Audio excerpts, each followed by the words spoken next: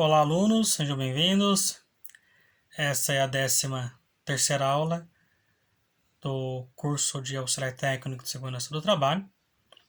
E vamos falar então da NR35. Na videoaula passada falamos sobre responsabilidades e agora da própria NR35. O subitem 35.1 trata do objetivo e campo de aplicação. O subitem 35.1.1 trata que esta norma estabelece os requisitos mínimos e as medidas de proteção para o trabalho em altura, envolvendo, olha que bacana, envolvendo planejamento, a organização e a execução, de forma a garantir a segurança e a saúde dos trabalhadores, envolvidos direta ou indiretamente com esta atividade. Já o subitem 35.1.2 trata que é considerado o trabalho em altura toda atividade executada acima de 2 metros do nível inferior, ou seja, do solo, onde haja risco de queda. Observe que a norma, sua própria nomenclatura, já estabelece que a atividade em altura é aquela superior a 2 metros. Porém, a empresa ela poderá criar uma metodologia de trabalho que a aplicação da prevenção ou de medidas preventivas corresponde a uma política interna, não exatamente o que diz a própria norma. Por exemplo, a empresa pode criar uma política de preventiva apenas com 1,5 m de altura. Qualquer atividade que for acima de 1,5 m já tem que usar os equipamentos de proteção individual, cinto paraquedista, sinalização da área, fazer a aferição da pressão arterial, sistema de ancoragem, trava-queda, mosquetão, enfim, todos atrativos ali para que seja realizada uma atividade com segurança. Mas peraí, professora, a norma ela trata de 2 metros. Por que a empresa está fazendo uma atividade preventiva com 1,5 m? Porque ela pode fazer isso. Isso é uma política interna. Por exemplo, o professor trabalha uma empresa, não vou falar o nome dela, mas é uma empresa que eu faço uma assessoria numa empresa que todo mundo recebe uma conta todo mês dela, tá? E nós temos uma política dela de 1,5 m de altura, já usar todos aparados aí de segurança do trabalho. Mas a norma fala de 2 metros, então a empresa pode criar essa metodologia. Ela não poderia criar com 2,5 m, não, mas a norma fala somente de 2 metros. Então 1,5 m pode. O subitem 35.1.3, essa norma trata que a norma ela se complementa com as normas técnicas oficiais estabelecidas pelos órgãos competentes e, na ausência ou omissão dessas, com as normas internacionais aplicáveis. Isso quer dizer que a empresa ela pode se basear pela NR35, que trata sobre trabalho e atividades em altura, como também se basear por normas internacionais. Aí temos uma norma ACGH, que é uma norma europeia, uma norma internacional, muito utilizada e baseada também para atividades de altura. Todavia, é específico aqui que a NR35, na sua totalidade, ela é completa. Tá? Podemos se basear somente pela NR35. Caso podemos se aprofundar no quesito NR35, atividade de altura, com normas internacionais. O item 35.2 trata sobre responsabilidades, tá? O que cabe ao empregador e o que cabe ao empregado. O subitem 35.2.1 diz que cabe ao empregado garantir a implementação das medidas de proteção estabelecidas na norma, assegurar a realização da análise de risco, AR, né, ou APR, conforme comumente chamamos, e, quando aplicável, a emissão da permissão de trabalho, a PT. Então, o que eu quero dizer com isso? Toda vez que for realizada uma atividade em altura, tá? Nós estamos aqui falando somente do trabalho em altura. Tem outras atividades também que devem ser analisadas minuciosamente. Mas aqui, trabalho em altura, deverá ser feito e realizado a análise de risco. Professor, o que seria essa análise de risco? Como exemplo, assim, bem objetivo, como fosse um checklist que você fará no local de trabalho, analisando a descrição da atividade, os equipamentos de proteção individual, as ferramentas, o local, as condições de trabalho, periodicidade, o tempo, né? Como outros fatores de risco. A análise de risco ela tem vários modelos aí em site de busca, mas eu aqui já deixo um conselho. Vai fazer uma análise de risco? Professor, buscar no, posso copiar no site de busca? Podem, mas não faça como alguns colegas de trabalho fazem. Copiou, Ctrl C, Ctrl V, ok, mas muda, dá um novo design para a sua análise de risco, para aquela capa, aquela folha que você vai utilizar, muda, deixa ela com o perfil da sua empresa. Não faz apenas Ctrl C, Ctrl V não, que fica feio, tá bom? Dica de ouro do professor. Também desenvolver procedimentos operacional para as atividades rotineiras de trabalho em altura. Assegurar a realização de avaliação prévia nas condições do local de trabalho em altura, pelos estudos, planejamento e implementação das ações e das medidas complementares de segurança aplicáveis. Ainda adotar as providências necessárias para acompanhar o cumprimento das medidas de proteção estabelecidas nessa norma, na própria norma, pela empresa contratadas, que vocês vão contratar ou que faz a aplicação da própria norma. Garantir aos trabalhadores informações autorizadas sobre os riscos e as medidas de controle.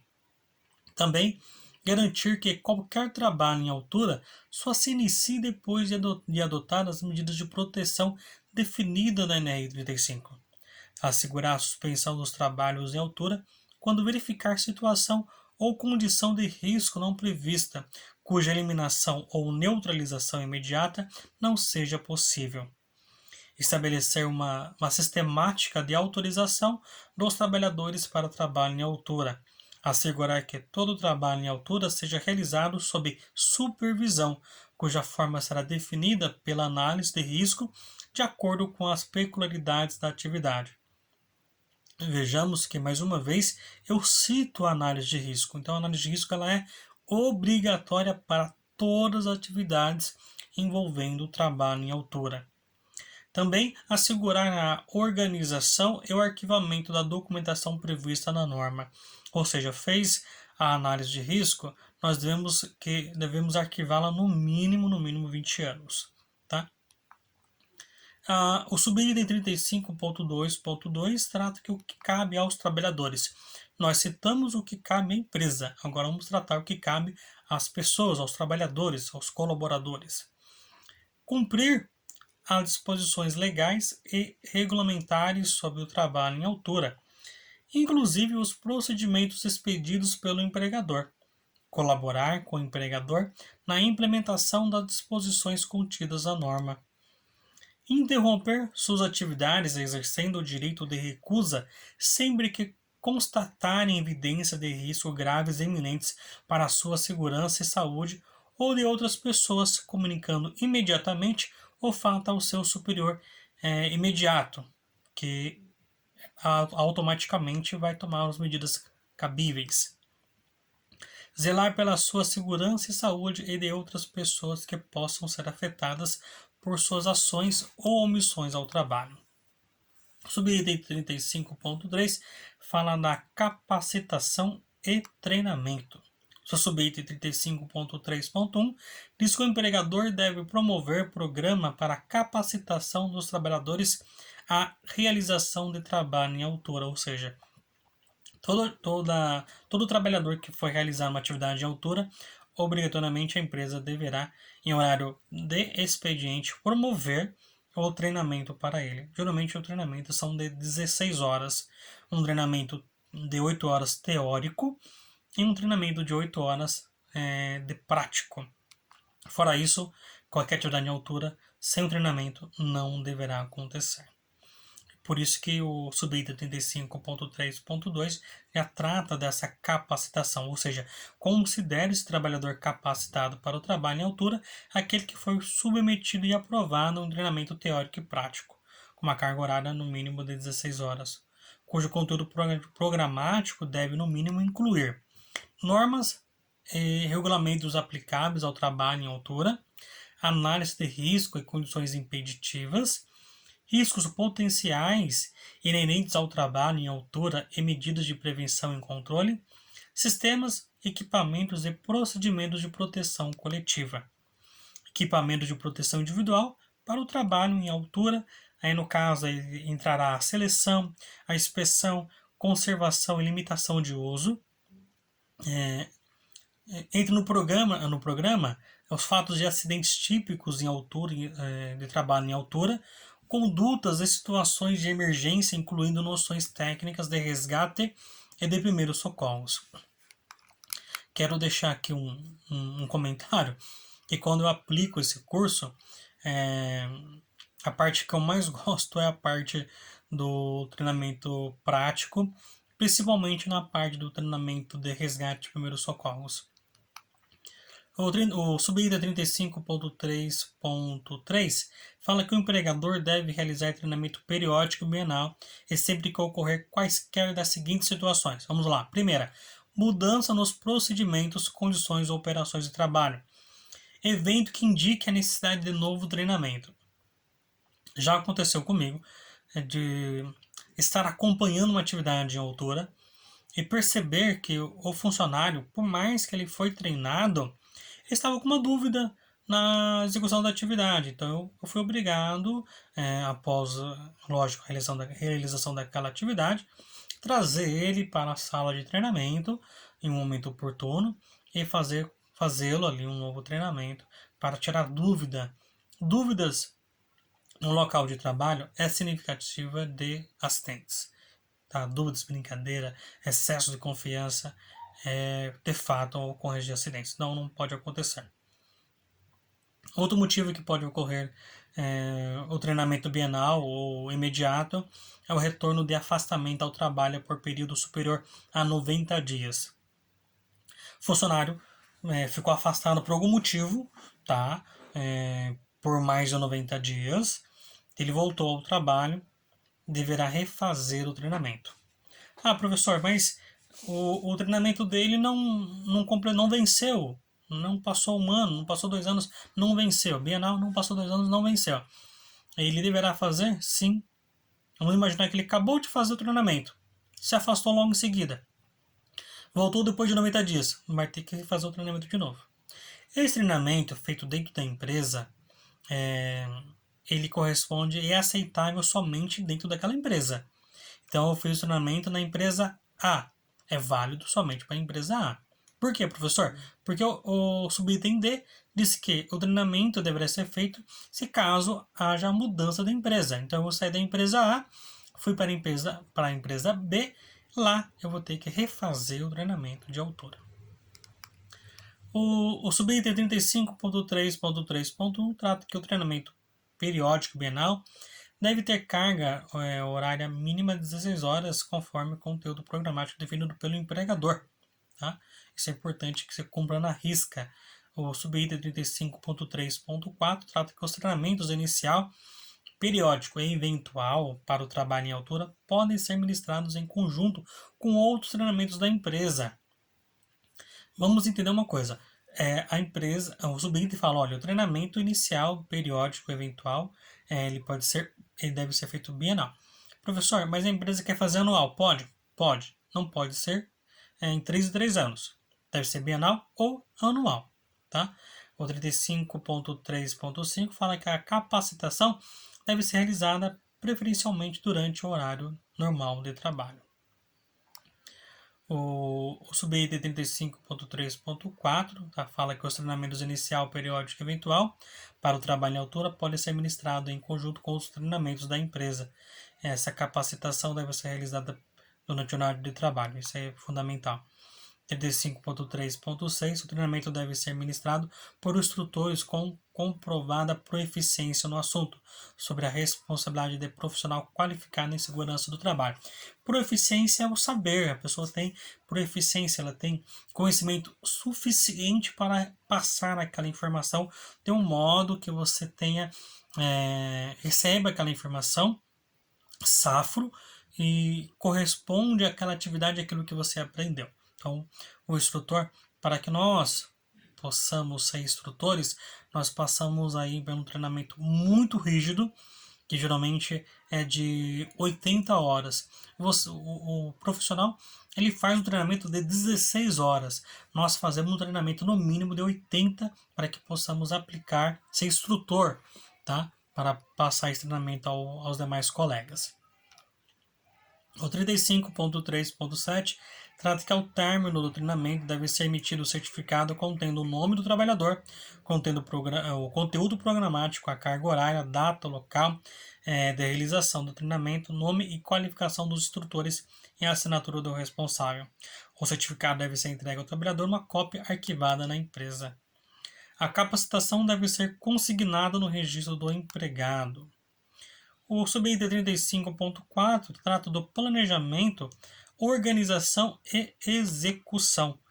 Todo trabalho em altura deve ser planejado, organizado e executado por trabalhador capacitado e autorizado. Considera o trabalhador autorizado para o trabalho em altura aquele capacitado, cujo estado de saúde foi avaliado, tendo sido considerado apto para executar essa atividade e que possua anuência formal da empresa, ou seja, tenha vínculo, tenha registro com a empresa. Cabe ao trabalhador avaliar o estado de saúde dos trabalhadores que exercem atividades em altura, garantindo que os exames e a sistemática de avaliação sejam partes integrantes do PCMSO-NR 7, devendo estar nele consignados. A avaliação seja efetuada periodicamente considerando os riscos envolvidos em cada situação. Seja realizado exame médico voltado à patologia que poderão originar mal súbito e queda de altura, considerando também os fatores psicossociais. Geralmente falamos entre nós que uma pessoa hipertensa, não que ela não poderá trabalhar em altura. Até pode, mas deverá ser muito bem acompanhado pela equipe do SESMIT. A aptidão para o trabalho em altura deve ser consignada no atestado de saúde ocupacional do trabalhador. É o ASO, atestado de saúde ocupacional. A empresa deve manter o cadastro atualizado que permita conhecer a abrangência da autorização de cada trabalhador para o trabalho em altura. Nesse planejamento do trabalho devem ser adotados de acordo com a seguinte hierarquia: medidas para evitar o trabalho em altura, sempre que existir meio alternativo de execução, ou até mesmo medidas que eliminem o risco de quedas dos trabalhadores na impossibilidade de execução do trabalho de outra forma. Medidas que minimizem ou neutralizem as consequências da queda, quando o risco de queda não puder ser eliminado. Todo o trabalho em altura deve ser realizado sob supervisão, cuja forma será definida pela análise de risco de acordo com as peculiaridades da atividade. A execução do serviço deve considerar as influências externas que possam alterar as condições do local de trabalho já prevista na análise de risco. Todo trabalho em altura deve ser precedido de análise de risco de uma forma obrigatória. A análise de risco deve, além dos riscos inerentes, deve constar, além dos riscos inerentes ao trabalho em altura, considerar o local que os serviços serão executados em seu entorno, o isolamento e a sinalização no entorno da área de trabalho, o estabelecimento dos seguintes pontos de ancoragem, condições meteorológicas adversas ou condições intérpretes de tempo, seleção, inspeção, forma de utilização e limitação de uso nos sistemas de proteção coletiva e individual, lógico, atendendo às normas técnicas vigentes, as orientações dos fabricantes e os próprios princípios da redução do impacto e dos fatores de queda, o risco de queda de materiais e ferramentas, os trabalhos simultâneos que apresentam riscos específicos, o atendimento aos requisitos de segurança e saúde contidos nas demais normas regulamentadoras e riscos adicionais e condições impeditivas. Situações de emergência e o planejamento do resgate e primeiros socorros deve permanecer, de forma a reduzir o tempo de suspensão inerte ao trabalhador. A necessidade de sistema de comunicação é importante permanecer e a forma de supervisão. Para atividades rotineiras de trabalho em altura, a análise de risco pode estar contemplada no respectivo procedimento operacional, que chamamos de POP, Procedimento Operacional Padrão. Os procedimentos operacionais para as atividades rotineiras de trabalho em altura devem conter, no mínimo, as diretrizes e requisitos da tarefa, orientações administrativas e o detalhamento da tarefa, medidas de controle dos riscos, das características da rotina, as condições impeditivas, sistemas de proteção coletiva e individual e competências e responsabilidades. Já o subitem 35.4.7 trata que as atividades de trabalho em altura não rotineiras devem ser previamente autorizadas mediante permissão de trabalho. Bom, ficamos por aqui. Na próxima videoaula daremos continuidade à NR 35. Obrigado e até mais. Forte abraço.